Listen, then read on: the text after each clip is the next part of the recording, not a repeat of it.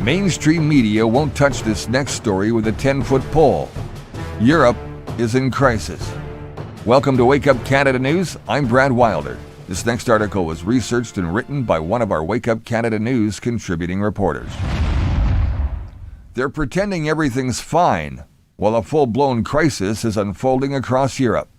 So here I am. I'm ready to blow the lid off of all of this. People are going to freeze this winter. You heard me right. Industries are collapsing, and the politicians who caused it all are still standing in front of cameras pretending they've got it all under control.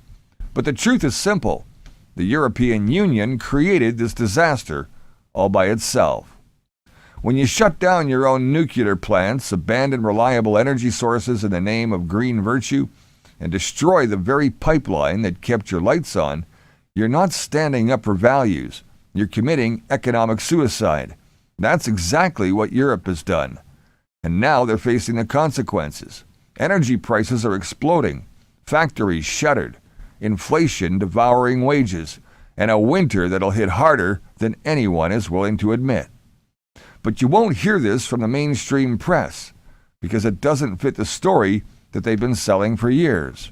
That they've got Putin on the ropes, that Russia's collapsing, that the West is winning. The reality couldn't be more different. Putin has Europe by the throat, and he's tightening his grip. While the Western media obsesses over political gossip and celebrity nonsense, something truly historic just happened, and they're ignoring it completely. In Moscow, Vladimir Putin and Xi Jinping finalized the Power of Siberia 2 pipeline deal, a massive decade-long agreement that will permanently reroute Russia's gas exports from Europe all the way to China. That single deal ended half a century of energy trade between Russia and the West. When the pipeline's complete, 50 billion cubic meters of natural gas, the same amount that once fueled Europe's factories and homes, will now flow straight to Beijing every year for the next 30 years. In one move, Putin and Xi Jinping redrew the global energy map. Europe has lost its gas lifeline, and hardly anyone noticed. No outrage, no debate, no acknowledgement. That's the West's entire strategy has blown up in its face.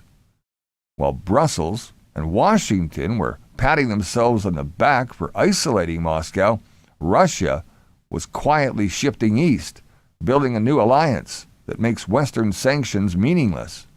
China gets cheap energy. Russia gets a reliable customer. Together, they've created an economic wall that the West can't break. The Power of Siberia pipeline isn't just infrastructure. It's the end of an era. It marks the moment when Europe traded industrial strength for ideology. They wanted to punish Russia, but instead, they punished themselves. And yet, the media stays silent. They won't report that the West's victory has turned into a slow-motion collapse, because to admit it would expose how completely Western leaders miscalculated and how their own people will pay the price. What's happening now isn't just an energy story. It's the story of arrogance and self-destruction. Europe tied its future to Washington's agenda, and now it's paying the price in cold homes, bankrupt industries, and a crumbling economy.